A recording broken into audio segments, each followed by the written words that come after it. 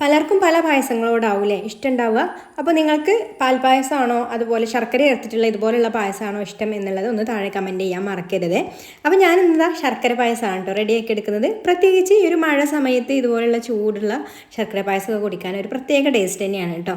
അപ്പോൾ ശർക്കര പായസം ആയാലും അത് ഒരുപാട് ഐറ്റംസൊക്കെ വെച്ചിട്ട് ചെയ്യും. അരി വെച്ചിട്ടും പഴം വെച്ചിട്ടും കടലപ്പരിപ്പ് വെച്ചിട്ടൊക്കെ ചെയ്യൂലേ. അപ്പോൾ ഇന്ന് നമ്മൾ ചെറുപയർ പരിപ്പ് പ്രഥമനാണ് റെഡിയാക്കി എടുക്കുന്നത്. അതിനായിട്ട് ചൂടായിട്ടുള്ള ചട്ടിയിലേക്ക് ആദ്യം തന്നെ 1 കപ്പ് ചെറുപയർ പരിപ്പ് ചേർത്ത് കൊടുത്തിട്ട് ഒന്ന് വറുത്തെടുക്കുന്നുണ്ട്.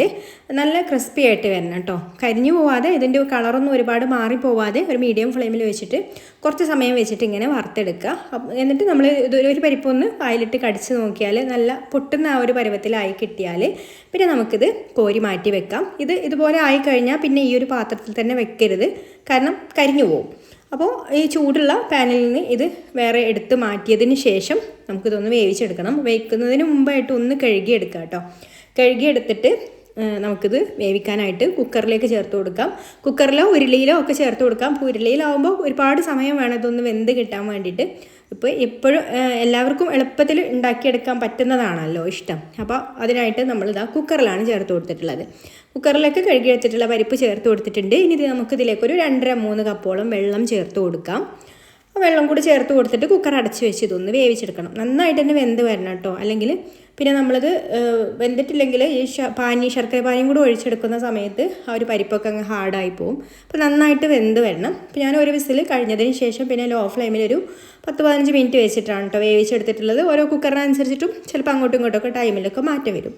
എന്നിട്ട് ഇതുപോലെ നന്നായിട്ടൊന്ന് ഉടച്ചെടുക്കുക. പരിപ്പ് നന്നായിട്ട് തന്നെ വെന്തിട്ടുണ്ട് കേട്ടോ. അതുകൊണ്ട് പെട്ടെന്ന് നമുക്കിത് ഉടഞ്ഞ് കിട്ടുന്നുണ്ട്. അപ്പോൾ ഇതുപോലെ ഒന്ന് ഉടച്ചെടുത്തതിന് ശേഷം പിന്നെ ഞാനിതാ ശർക്കര പാനി റെഡിയാക്കി എടുത്തിട്ടുണ്ട്. ഒരു 250 ഗ്രാം 300 ഗ്രാം ശർക്കരയൊക്കെ മതിയാവും. നമുക്ക് ഇഷ്ടമുള്ള മധുരത്തിനനുസരിച്ചിട്ട് എടുക്കാം കേട്ടോ. ചിലർക്ക് നല്ല മധുരം വേണ്ടി വരും, ചിലർക്ക് മീഡിയം മധുരം മതിയാവും. അപ്പോൾ നമ്മുടെ ഇഷ്ടത്തിനനുസരിച്ചിട്ട് ശർക്കര കുറച്ച് വെള്ളത്തിൽ ഉരുക്കിയെടുത്തതിന് ശേഷം അരിച്ചിട്ട് നമുക്കിതാ ഈ ഒരു ഉടച്ചെടുത്തിട്ടുള്ള പരിപ്പിലേക്ക് ചേർത്ത് കൊടുത്തിട്ട് മിക്സ് ചെയ്ത് കൊടുക്കാം. ഈ പരിപ്പ് വേവിച്ച സമയത്ത് വെള്ളമൊക്കെ വറ്റിപ്പോയിട്ടുണ്ട്.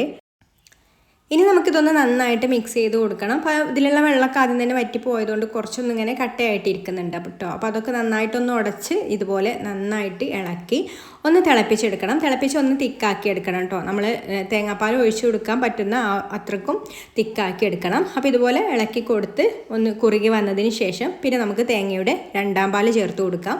ഒരു 3 കപ്പ് തേങ്ങയുടെ പാലാണ് കേട്ടോ ഇതിലേക്ക് എടുത്തിട്ടുള്ളത്. അപ്പോൾ ആദ്യത്തെ 2 കപ്പ് വെള്ളം ഒഴിച്ചു കൊടുത്തിട്ട് എടുത്തിട്ടുള്ള പാലാണ് കേട്ടോ തേങ്ങയുടെ 2ാം പാൽ. അപ്പോൾ അത് ചേർത്ത് കൊടുക്കുന്നുണ്ട്. അത് ചേർത്ത് കൊടുത്തിട്ട് നന്നായിട്ടൊന്ന് വീണ്ടും ഇളക്കി ഒന്ന് കുറുക്കിയെടുക്കാം. പിന്നെ നമ്മൾ എത്രയാണോ 1ാം പാലുള്ളത് അതിനനുസരിച്ചിട്ട് കുറുക്കിയെടുത്താൽ മതി. അല്ലാതെ ഒരുപാട് ആദ്യം തന്നെ കുറുക്കിയെടുക്കണ്ട. ആ ഒരു തേങ്ങാപ്പാൽ എത്രയാണോ ഉള്ളത് അതിനനുസരിച്ചിട്ട് കുറുക്കിയെടുത്താൽ മതി കേട്ടോ. അപ്പോൾ 2ാം പാലും ഇതുപോലെ തിളച്ച് ഒന്ന് ആയി വന്നതിന് ശേഷം പിന്നെ നമ്മൾ 1 കപ്പ് വെള്ളം ചേർത്തെടുത്തിട്ടുള്ള പാലാണ് കേട്ടോ. കട്ടിയുള്ള തേങ്ങാപ്പാലാണ്. അപ്പോൾ നമ്മൾ മിക്സിയിലൊക്കെ അടിച്ചെടുക്കുന്ന സമയത്ത് എന്തായാലും ഒരിത്തിരി വെള്ളം ചേർത്ത് കൊടുക്കേണ്ടി വരും. അപ്പോൾ അതും കൂടെ ചേർത്ത് കൊടുത്തിട്ട് പിന്നെ ഒന്ന് മിക്സ് ചെയ്ത് കൊടുക്കുക. ഇനി തിളക്കാൻ പാടില്ല, തിളച്ച് കഴിഞ്ഞാൽ പിരിഞ്ഞു പോകും. അപ്പോൾ ഇതൊന്ന് മിക്സ് ചെയ്ത് ഒന്നങ്ങ് ചൂടായി കഴിഞ്ഞാൽ ഫ്ലെയിം ഓഫാക്കാം. ഇനി ആ മധുരം ഒന്ന് ബാലൻസ് ചെയ്യാൻ ഒരു നുള്ളു ഉപ്പ് ചേർത്ത് കൊടുക്കുന്നുണ്ട് കേട്ടോ. അപ്പോൾ മധുരമുള്ള എന്ത് സാധനത്തിലേക്കും നമ്മൾ ഒരു നുള്ളു ഉപ്പും കൂടെ ചേർത്ത് കൊടുക്കുമ്പോഴേ ആ ഒരു മധുരം ഒന്ന് മുന്നിട്ട് നിൽക്കുള്ളൂ. അപ്പോൾ ചിലർ പായസത്തിൽ ഉപ്പ് ചേർത്ത് കൊടുക്കാറില്ല. അപ്പോൾ നിങ്ങൾ ഉപ്പ് ചേർത്ത് കൊടുക്കാറുണ്ടോ ഇല്ലയോ എന്നുള്ളത് താഴെ കമൻറ്റ് ചെയ്യാൻ മറക്കരുത്.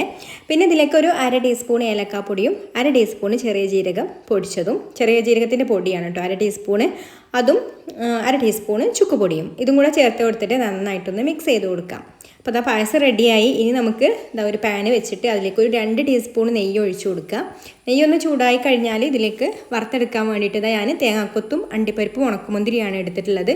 അപ്പോൾ ആദ്യം തന്നെ തേങ്ങാക്കൊത്ത് ചേർത്ത് കൊടുക്കുക. തേങ്ങാക്കൊത്തും അണ്ടിപ്പരിപ്പും ചേർത്ത് കൊടുത്തിട്ട് അതൊന്ന് പകുതി മൂപ്പായിട്ട് വരുന്ന സമയത്ത് ഉണക്കമുന്തിരിയും കൂടി ചേർത്ത് കൊടുത്തിട്ട് എല്ലാം കൂടെ ഒന്ന് വറുത്തെടുത്ത് നമുക്കിതാ പായസത്തിലേക്ക് ഒഴിച്ചു കൊടുക്കാം. അപ്പോൾ ഇത്രയേ ഉള്ളൂ, നമ്മുടെ ചെറുപയർ പരിപ്പ് പായസം റെഡി ആയിട്ടുണ്ട്. ഇഷ്ടമായിട്ടുണ്ടെങ്കിൽ ലൈക്ക് ചെയ്യാനും ഷെയർ ചെയ്യാനും ചാനലൊന്ന് സബ്സ്ക്രൈബ് ചെയ്യാനും, ഫേസ്ബുക്കിലാണ് കാണുന്നതെന്നുണ്ടെങ്കിൽ പേജ് ഒന്ന് ഫോളോ ചെയ്ത് സപ്പോർട്ട് ചെയ്യാനും കൂടി മറക്കല്ലേ. അപ്പോൾ ഇനി മറ്റൊരു നല്ല റെസിപ്പിയുമായിട്ട് അടുത്ത വീഡിയോയിൽ കാണാം. താങ്ക്